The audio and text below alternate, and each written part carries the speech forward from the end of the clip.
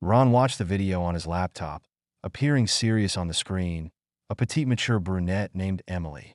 She entered the room, wrapped firmly in the arms of a towering muscular man named Nick, her short hair styled and fun. Curls. Ron was familiar with Emily, who grinned as she stroked her palm across his face. Her expression filled Nick's chest with eager delight. Nick was tall and considerably younger than her, with black short cropped hair, broad shoulders, and Ron assessed Nick to be a few inches taller than him and around the same weight when Nick removed his shirt over his head and threw it on the floor. It was evident he had very little fat on his slim, well-defined frame. The amorous couple hardly entered the room before Nick began kissing Emily, who didn't put up a fight as he undressed. Ron saw the matching bra and panty set she'd worn last month on the night of their anniversary. He wanted to make their 18th anniversary special, so after a beautiful meal with their daughter and her boyfriend Ron, Emily was taken dancing at an exclusive nightclub. After enjoying many romantic dances, they obtained a suite at a neighboring luxury hotel, where they drank a few drinks and made love as they had for the previous 23 years, 18 of them as husband and wife. Ron was extremely pleased with how things went. Emily had on a really attractive attire, and she was particularly skilled at dancing. She was laughing and spinning about at the foot of their bed, displaying.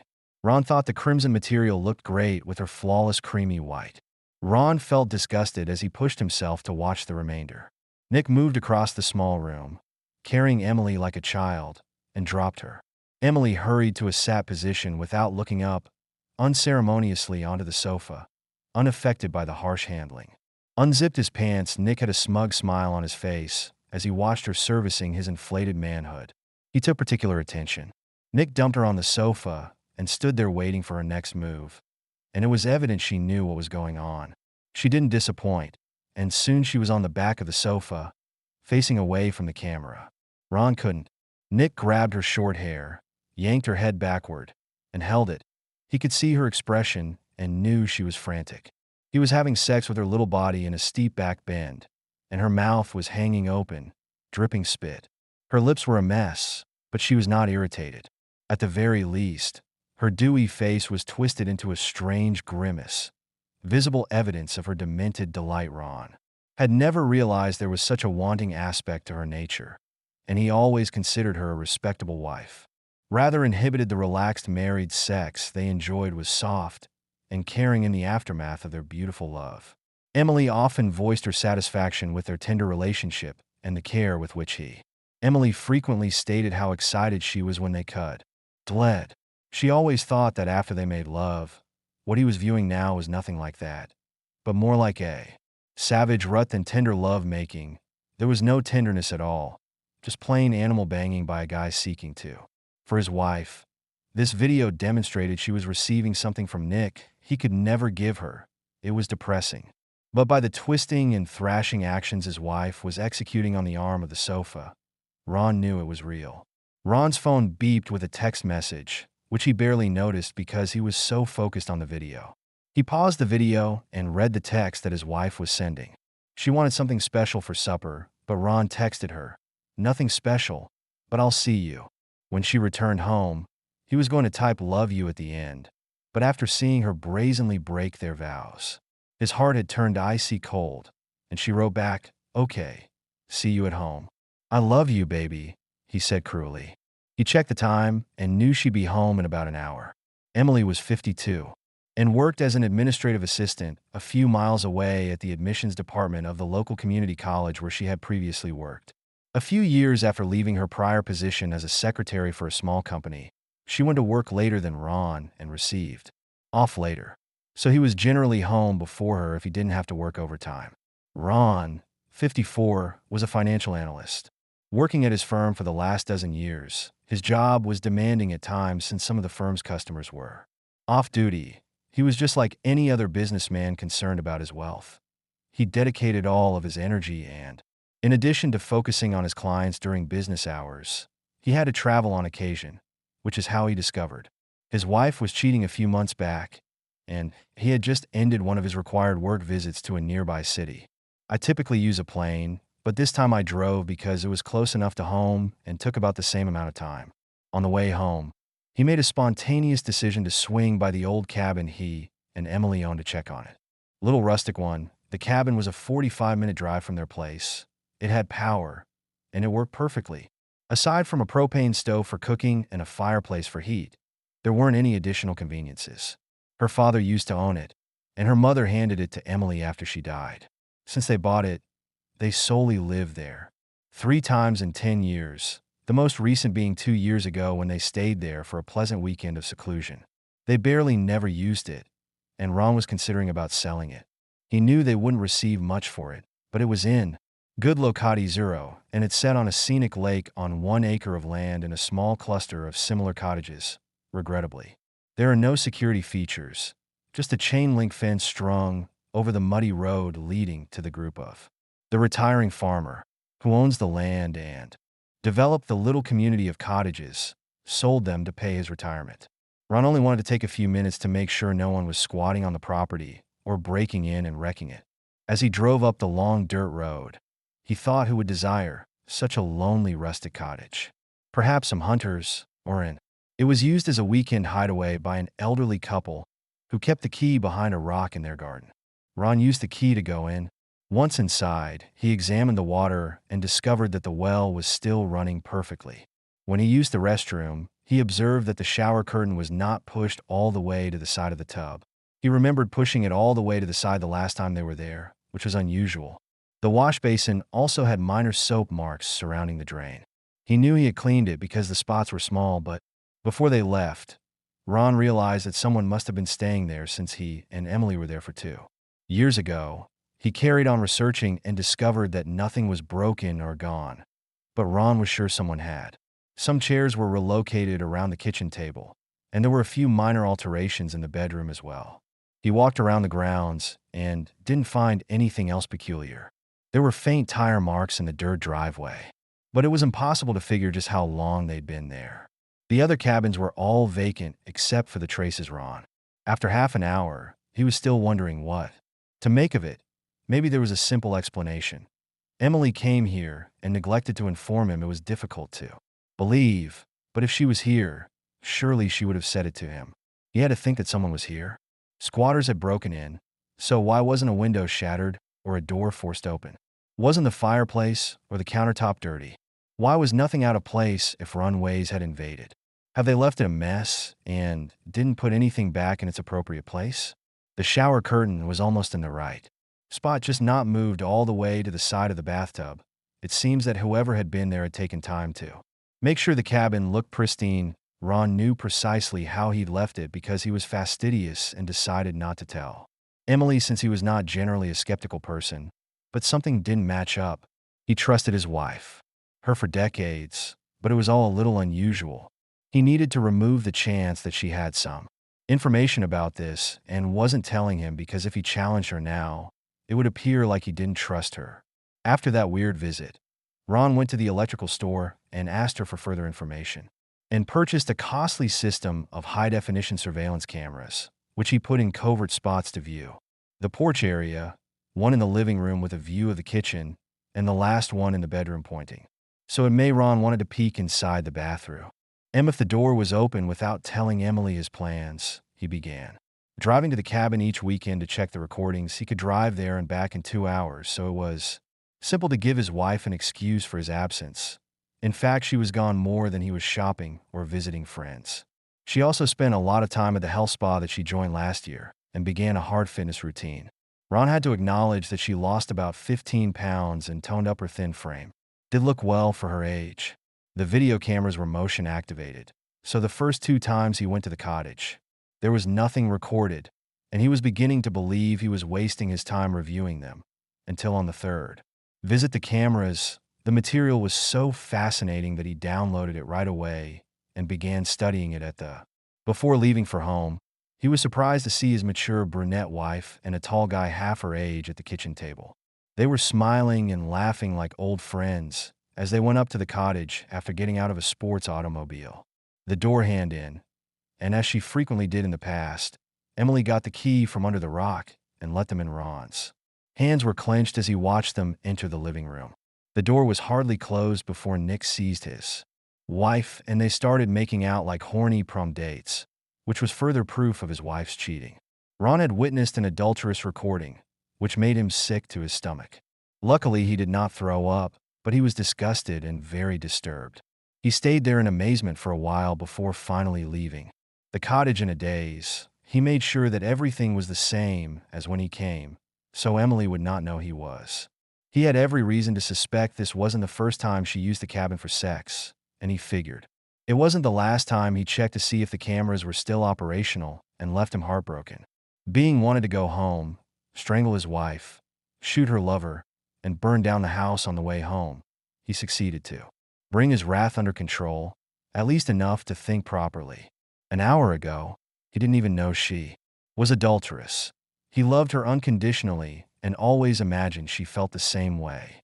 They frequently discussed cheating, and Ron assumed she felt the same way he did about adultery, but now he knew otherwise. More information before going crazy. His late father always told him not to react blindly without thinking, but his dad never had to deal with something like this. The hint she was unfaithful was that he loved her completely and always. Assumed she felt the same way about him. They often discussed cheaters, and Ron thought she felt as he did about adultery. Now he knew different. He wanted more knowledge before going insane.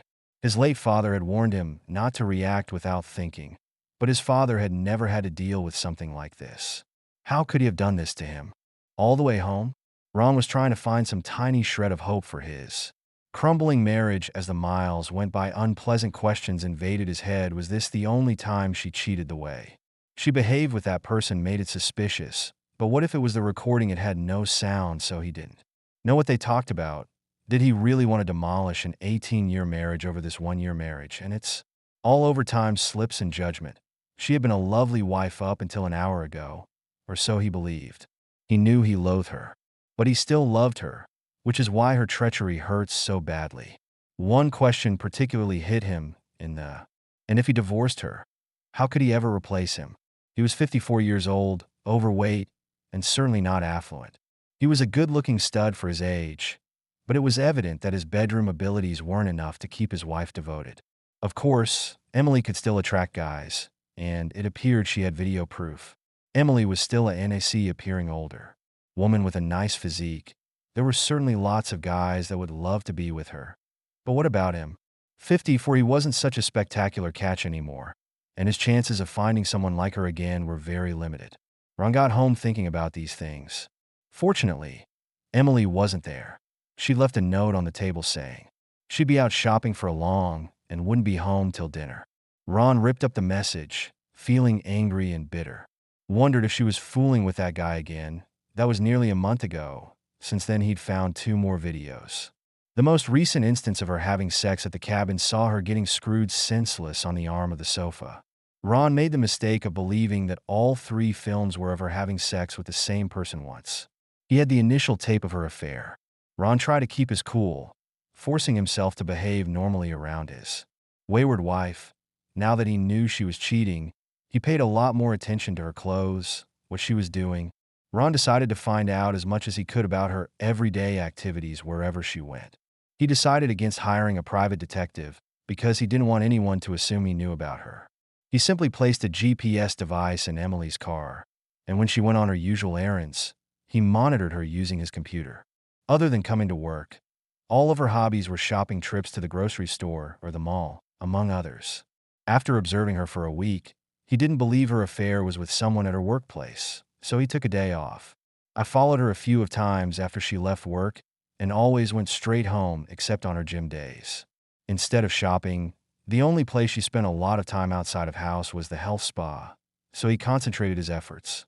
Ron noticed that his wife had increased the amount of time she spent working out over the last few months. He understood why Ron was thrilled when she mentioned joining a gym class at the spa, which he supported. After a couple of months, he saw a significant improvement in her muscle tone. I always had a thin body, ate well, and was never overweight. After a few months of employment out frequently, she had lost a few pounds and gained a perceptible tone. He complimented her on her effort to maintain such a difficult workout. What a fool he was now. He assumed the health spa was the cause of her beloved person. Ron made a point of following her from work and was obviously a gym rat. as evidenced by his muscular physique in the video. Getting there before she arrived, he watched her enter and even saw her working out because the building had wide windows at the front and was brightly lit. He sat in his car parked at a modest distance and watched her. When engaging with the workers, it didn't take long to realize how friendly she was with a particular young boy. Ron took a couple shots with his digital camera and waited for her to go before watching her walk out the front door. The young guy went with her, and they exchanged a few words as they stood by her car. They appeared fairly comfortable, chatting, and everything the guy said had Emily cracking up. She placed her hand on his arm when she was about to depart. He wrapped his arm around her waist and gave her a brief peck on the cheek. She smiled up at him adoringly. Ron drove home, locked himself in his office, and looked him up on the spa's website. His name was Josh Taylor, 32, who worked as a personal trainer for the next 2 days, discovered Ron parked in his car in front of the spa. Josh flirted with Emily every time she arrived, and he paid her a lot of attention while she was working out. Walked her to her car when she left. It was evident that they were quite familiar with each other. The guy appeared to flirt with several women and was undoubtedly a playboy. Despite the age gap, it appeared that Emily was his cheap and easy target. He was a decent-looking, mature guy. He probably chatted with her during her workouts and found her pleasing to his. While pursued her after they were involved, it was undoubtedly Emily's idea to use the cabin as their love nest. Ron praised his savvy wife's choice, but utilizing their residence for her affair was clearly perilous because to nosy neighbors Ron was there so frequently, there was a risk they would leave some telltale evidence of their dishonesty. A motel would create a paper trail. If the motel was local, someone might observe them enter or exit and report it to her husband. On the other hand, the cabin was remote, free, and far from home. Emily knew her husband never went there. As long as she kept the apartment in beautiful shape, Ron would never know. There was a potential that they would leave some evidence of their adultery in a motel. If it was local, someone might witness them enter or depart and report it to her husband. On the other side, the cabin was remote, free, and placed far from home. Emily knew her husband never. As long as she kept the property in beautiful condition, Ron would never know about all the clandestine sex she involved in there. It was the ideal setting for an affair if he hadn't opted to check on the place after his business trip. He would still have no knowledge of his wife's betrayal during the week. Ron somehow managed to conceal his bitterness. It was tough not to just slap some sense into her. The only way he could contain himself was to leave. He had to retain his cool any time he felt himself losing it. Despite his rage, he was determined not to expose his secret just yet, to give him time to make the arrangements he needed after seeing Emily's last video. Perched on the arm of the sofa, getting screwed by that ponky sod he had somehow managed not to explode on. Even after seeing how eagerly she was letting this a hole use her, it was obvious she had no intention of ending it. In fact, she seemed to be enjoying her affair more than ever. Ron had doubted his ability to live with her since the first time he saw her cheating. How could their marriage survive? He couldn't understand why she was treating him with such disdain no matter how. Despite how many times she apologized, he didn't think he'd ever be able to overcome his wrath. Of course, he kept his. As a financial analyst, having a normal lifestyle provided him time to take measures. Knew how to protect himself in a divorce, and he had hidden a significant amount of money, making it unlikely that she would ever inherit half of their riches. He wanted to leave her penniless, but he realized that wasn't feasible, so tried to seek out a means to ruin his wife and instigate violence against her lover, but he realized it would be too severe. He wasn't typically a violent person, and the cops weren't fools. If there was any violence against Josh or his lying, cheating wife, they would immediately accuse him since he was resentful and nearly crazily angry. Yet he wasn't a super sloth, an ex-CIA agent, or a mobster. Despite his criminal expertise, he was just a regular guy trying to do right by his family. He was stuck with a wife, seeming to need more than he could offer. He plotted his retribution methodically, then divorced her and tried as a lone man. It wasn't a pleasant notion, but what else could he do? He heard a noise and knew she was home. Ron felt his stomach tighten when he heard his wife's car pull into the garage. He had to fight hard to force down his wrath to appear. Kami was playing the part he assumed for now. She came in from the garage, and Ron was on guard. He used to adore having Her come home knowing she was his lover now, yet that sense of desire was a terrible paradox. As usual, she gazed. Great in her tight blue skirt, high heels, and a thin sleevel top, the look was very professional and fitting for her position. It was understated but stylish, highlighting her slim, toned arms. With her short permed hair and curvy shape, he always thought she resembled a sexy, mature librarian. "Hi, honey. How are you doing?" she asked, strolling in with a bag of goods under her arm. She has a nice figure and a pretty smile. She walked across the kitchen, laid the bag on the table, and leaned up to him for a kiss. "That sounds good. I'll fetch it." He put on a calm look and went out on the deck to manage the grill. It was harder to stay calm after that. Watching her latest sex video, he used to love it when she came home so they could eat, share their day, and spend evening together. He didn't see her in such a great light, and her presence bothered him, so he didn't even think of her as his wife, just an elderly woman, like some horrible person. The porn star was still getting routinely drilled. Ron, her young lover, had to respect her acting abilities even if she had been degrading him in the rudest way. Emily came home every day with a smile, a calm demeanor, and a loving facade. If you didn't know better, you'd think she was a typical traditional wife, the same faithful woman he had always imagined she was. Of course, they were both playing a role, but she was so much better at it for him that the pressure of putting it all together was just too much to handle over the past 2 weeks. He came near to snapping on hundreds of occasions, managed to keep it together. It was intriguing to watch how she was able to compartmentalize her contradictory worlds.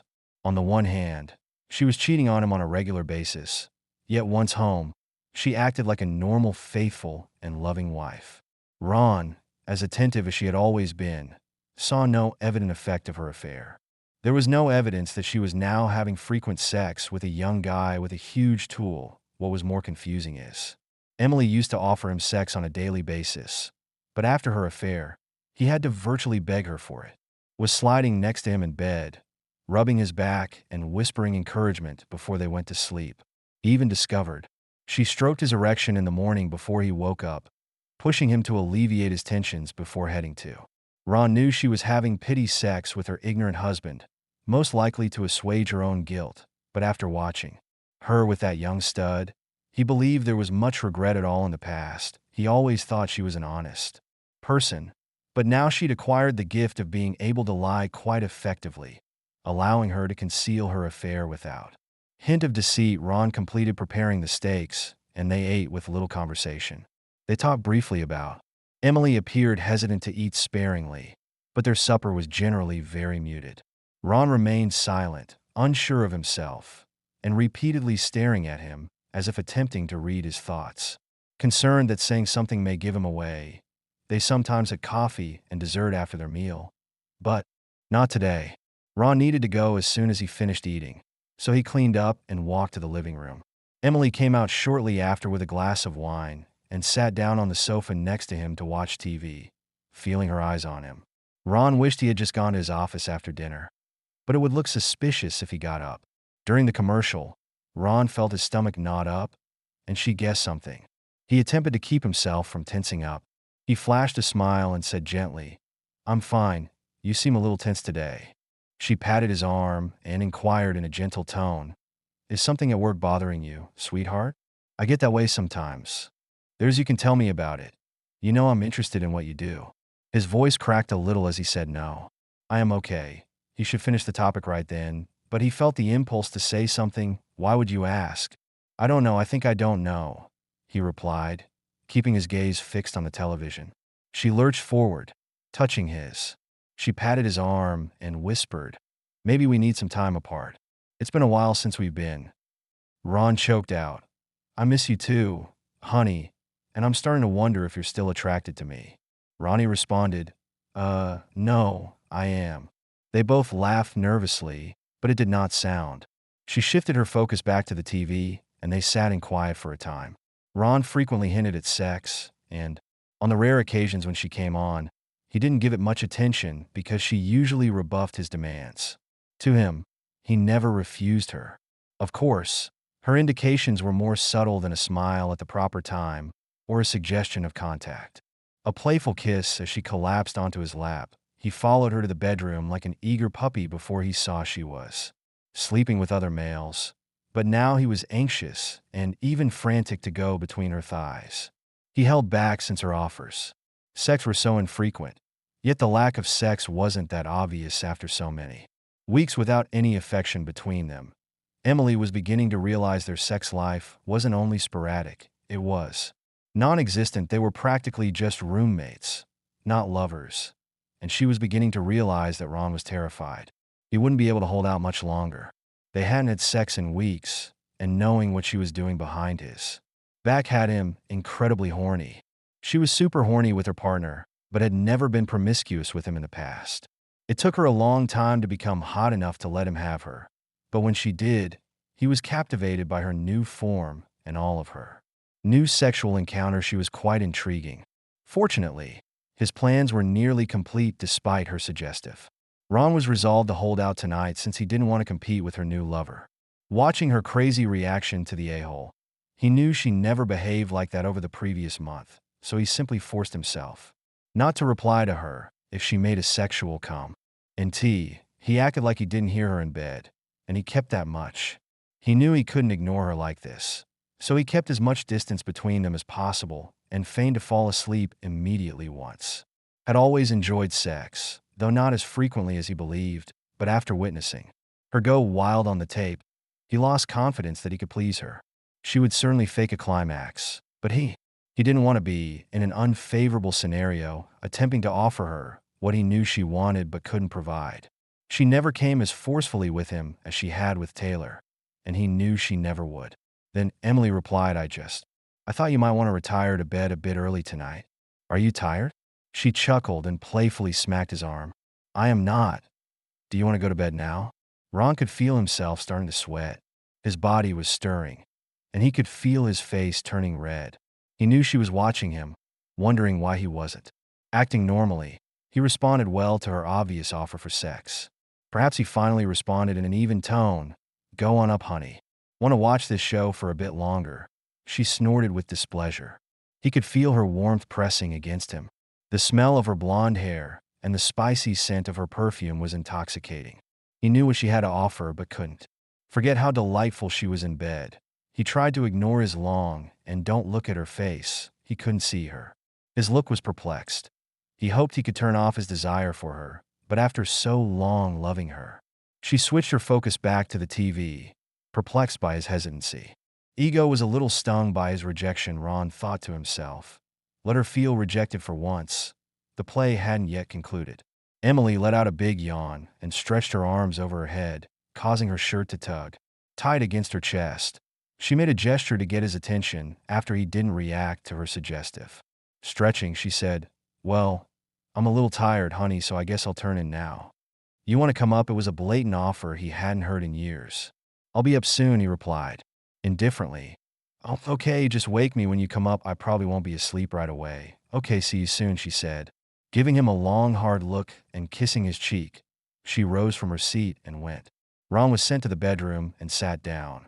He remained in the living room for 3 hours longer, until after 1 a.m.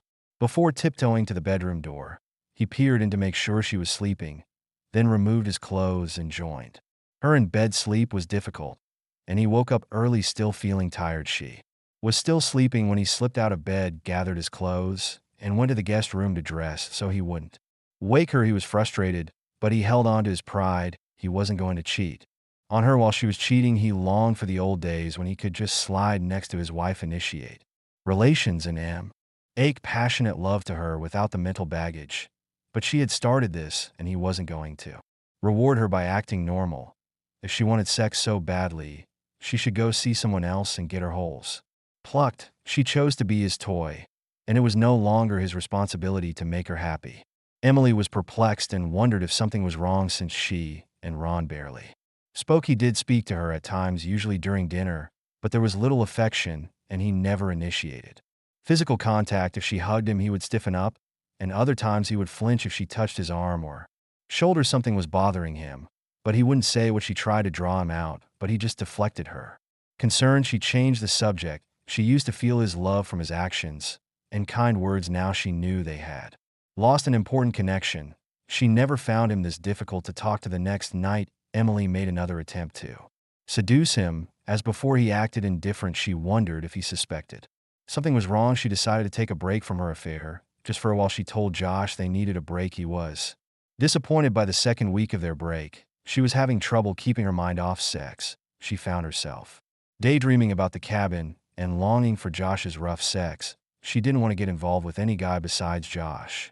But working at a college meant she was around young, attractive men all day. She found herself fantasizing about men she knew at work and was starting to feel vulnerable to any good-looking guy. Before her affair, Emily barely noticed the men she worked with. She wasn't a very physical person and didn't concern herself with sex too much. But since she started cheating and having regular sex with a young, experienced lover, she found she couldn't live without it. When her cravings increased to an unbearable level, she resolved to end her celibacy.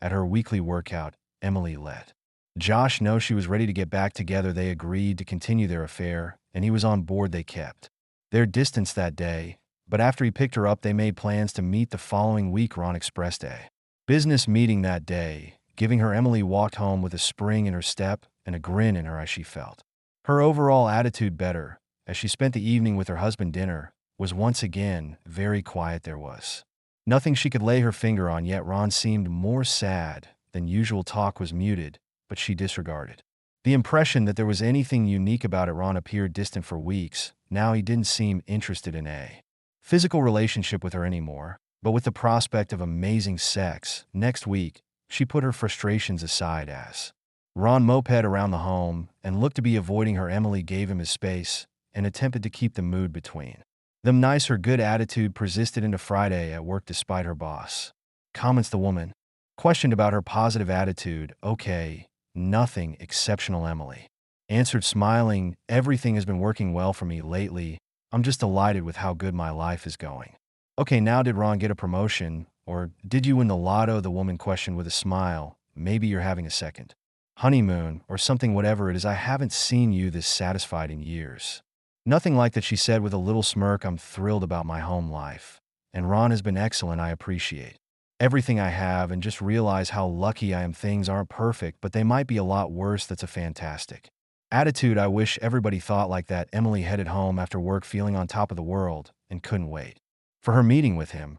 She was looking forward to seeing her beloved in a few days. When she returned home following a shower to cool down, she headed into the kitchen and was thrilled to see that Ron had already started dinner.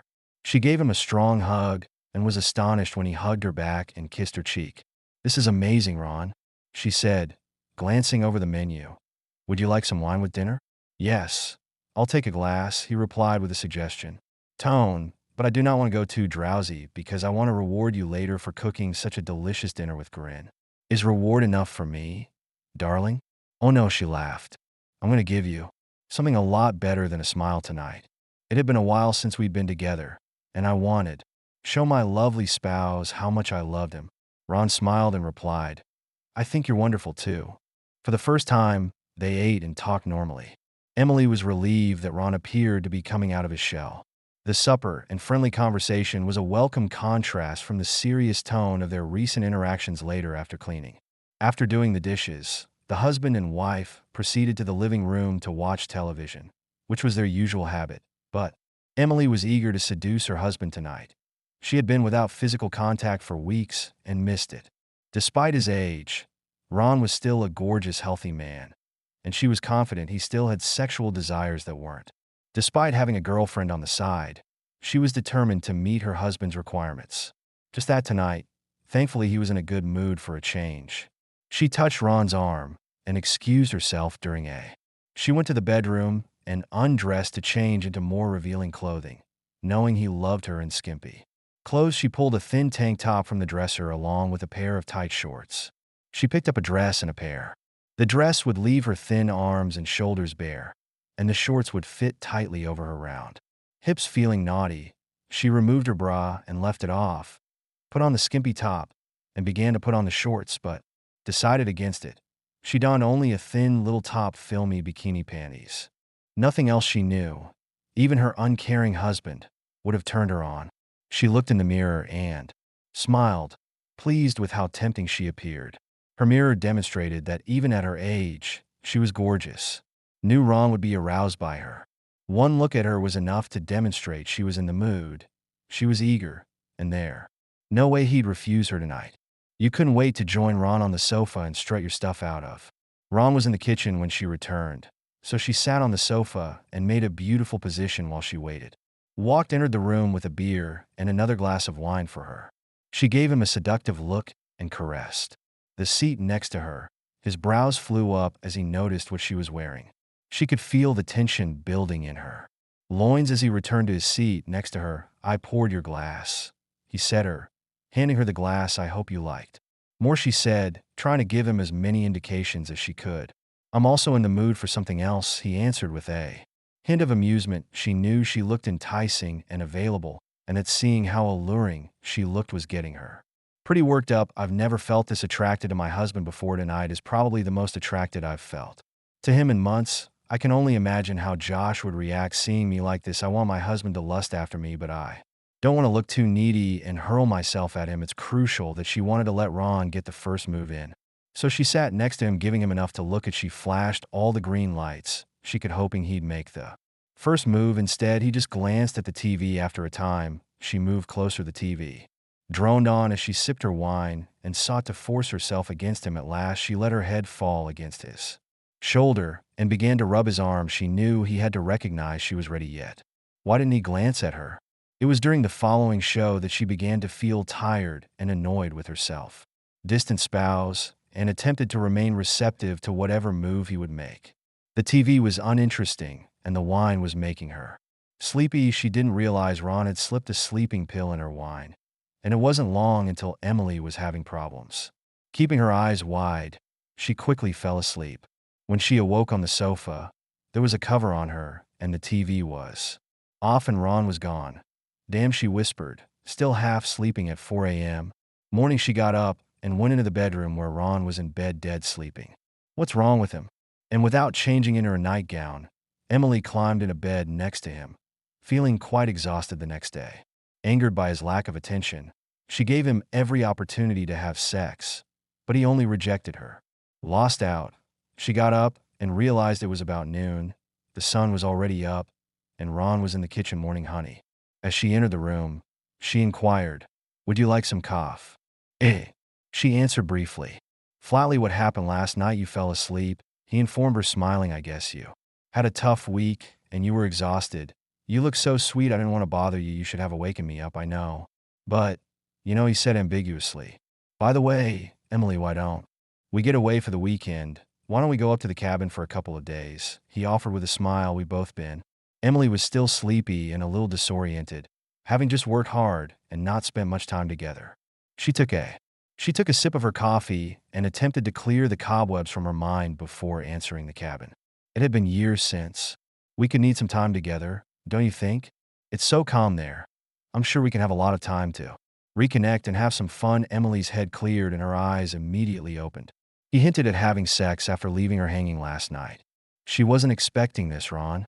"Oh, I know I'm not that romantic, but if we got away from our usual pattern, maybe something would click. It's only for the weekend because we both have to work on Monday, but it could. Had fun, don't you think?" She shrugged her shoulders. "Therefore, we had to go too. I'll purchase some stuff from the store, and I already have everything we need because I went shopping yesterday. Aren't you prepared?" She giggled. "Yeah, I have to be prepared." He laughed back. "I think we should just clean up, dress, and head out. Let's start." Emily was feeling more anxious the more she thought about it. Why not a weekend out in the woods? She might even be able to. "Okay, let me change and pack a bag," Ron shouted. Grinned eagerly. "I already have my stuff packed. I'll put it in the car, and we can set out quickly on the way to the cabin." Emily went to use her cell phone to send a text and found it wasn't working. "Oh, darn it," she said, pressing keys on. "I thought the phone was charged, but I guess the battery is dead." "That's okay, love. You can use mine if you. It's not important, so I'll simply wait until we go to the cabin and charge it up an hour and a half later." They were in the cabin, putting the groceries in the fridge and making sandwiches. Emily was thrilled, but was a little nervous when she entered the small cabin. Her eyes darted around, examining the area for any trace of her affair. But as she and Ron made themselves at home, didn't see anything out of the norm. and he didn't see anything either. They completed the lunch and then took. They walked around the lake, chatted, laughed, and enjoyed the gorgeous surroundings. Ron held her hand, walked pointing out various things, showed her various things, and even gave her a couple of hugs. He caught her once. When she tripped, he was kinder than he had been in months, and Emily was overjoyed, almost feeling awful for her. Cheating on him in this very area in a few days. The day was lovely, the nighttime was much better. Emily hadn't. She had. T felt this close to her husband in a long time. When they returned to the cabin, she took a gamble and kissed him. Didn't refuse her devotion. When it grew late, Ron put on some music, and they opened a bottle of wine and drank it. Narrated humorous anecdotes about occurrences in the years of their marriage. Emily was feeling very tipsy from the booze and sought to get him to hold her, which he did, throwing his arms around her small body. She felt her body begin to tingle in anticipation.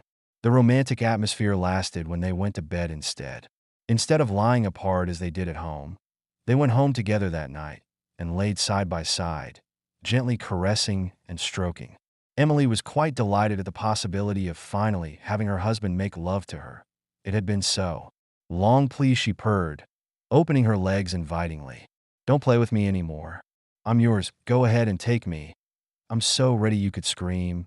She attempted to focus on her husband, but she couldn't help but compare this calm, relaxed, romantic love making to her uninhibited sex with her partner was both exciting and wonderful, but what she was enjoying right now was more. Ron loved her so much that he showed it through everything he said and did, including what he was doing right now. On the other side, Josh only wanted sex. There was no love involved between them. During their time together, the young man basically beat her like she was a. She loved the young man's attention, but she wouldn't have traded it for what she was experiencing. She wasn't sure what time it was when she heard a disturbance outside, but it was probably around 10 p.m., which was early for them to go to bed. But out here in the countryside, with no TV to watch, going to bed early seemed to be normal, like the appropriate time for a moment. But then there was another strange noise. She heard Ron stiffen and sit up. Earth is that, he murmured with concern. Is someone outside? I don't know, she whispered back. There was another noise. It sounded like someone was on the porch watching the door with wide eyes. Emily sat up next to her husband, was suddenly afraid. What are we going to do? She whispered. Ron pushed the covers back and crept out of bed. You wait here, he told her firmly, and I'll go check it out. Suddenly the knob was rattling, and Emily's hand went to her lips. She was terrified, and Ron moved to take something out of his. When she heard the front door swing open and saw a black shadow at the door, she understood it was a pistol. It must be a home invasion, and screamed. The next second there was a bright flash and a loud bang. There was another. Emily realized her husband had shot the intruder with a pistol from the bedrooms. She heard the man grunt and collapse over on the floor, clawing at his throat where the bullet had hit him. She screamed again, unable to believe what. As she sobbed, the room was quiet. Oh my God, she let out a SCR. Covering her face. Ron walked slowly and carefully approached the fallen guy. After a few moments, he checked for a pulse to see if the man was dead, and then went outside to make sure the coast was clear. He came back inside. She went up to the light switch and turned it on.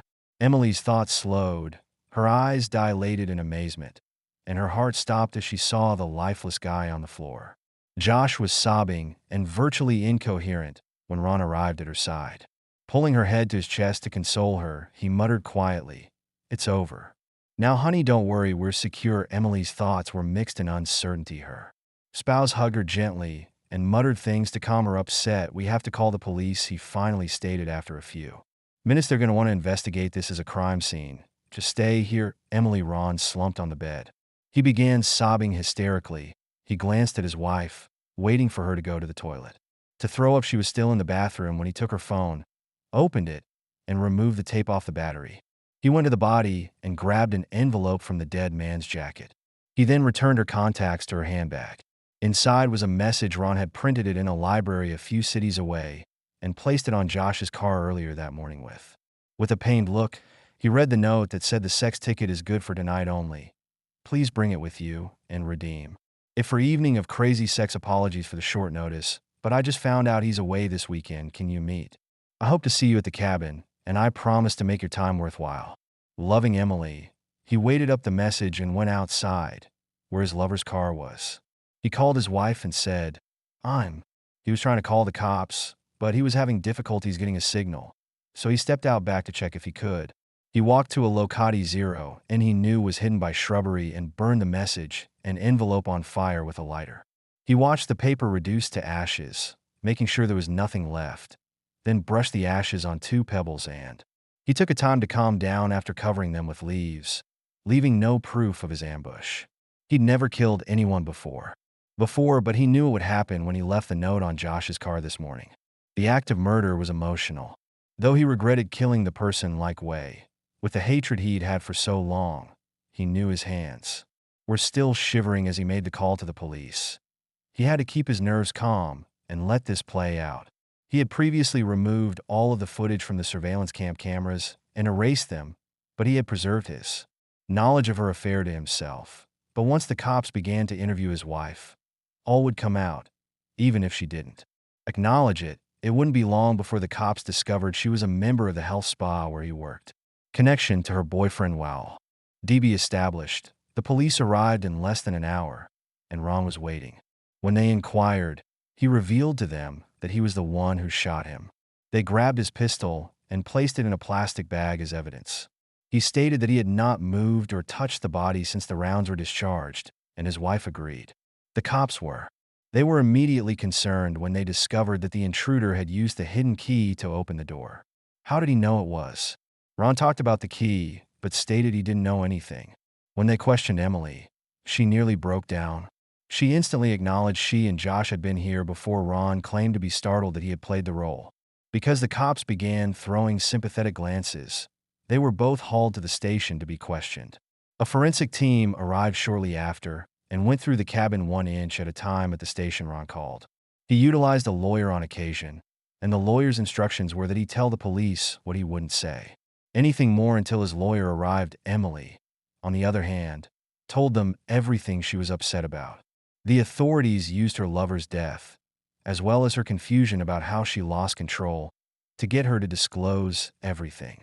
Ron didn't mind her discussing the details of her months-long affair because he didn't know anything about his ambush. Couldn't divulge anything damning. It was a long night, and both the husband and wife were released but instructed not to leave town. After weeks of inquiries and investigations, nothing damning was found. Ron knew they were suspicious, but without any evidence, they had to classify the incident as a justified homicide. Breaking and entering one's home in the middle of the night was surely a crime that any jury might convene would consider it self-evident. The defense stated that even if there were some questions that needed answering, the jury would likely give the homeowner the benefit of the doubt. Ron took his wife home on Sunday. She was a disaster and apologized profusely for cheating till he finally begged her to stop up. He already knew about it. Of course, he kept a bewildered expression on his face as she spewed out all the awful details. He was sorry for having to end the young man's life, but he couldn't see how he could have done anything else differently. To get rid of the creep and reclaim his pride, he went to work on Monday, leaving his wife to face her own demons. She was a basket case when he got home. One of their neighbors was with her to keep her from going crazy that evening. After a quick supper, he confronted her about the infidelity, and she grieved the entire time, going through all the normal excuses an unfaithful wife makes when caught. It was just sex. It wasn't love. She loved him and would make it up to if he'd forgive her.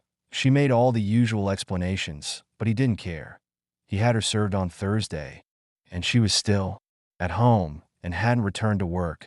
She nearly fainted when she was handed the divorce forms. Ron figured losing her spouse and her lover in the same week must have been overpowering. She was so sad. He took her to the Ron took Emily to the emergency hospital to get checked out because he couldn't settle down. Emily was sobbing and pleading with him to remain and forgive her. When she said she had no idea what she was going to do next, Ron responded, I have no. He told Emily that she was no longer his concern because we were getting divorced, but I adore you and can't live without you. You appear to have no trouble finding them. Just make sure it's one with a huge tool.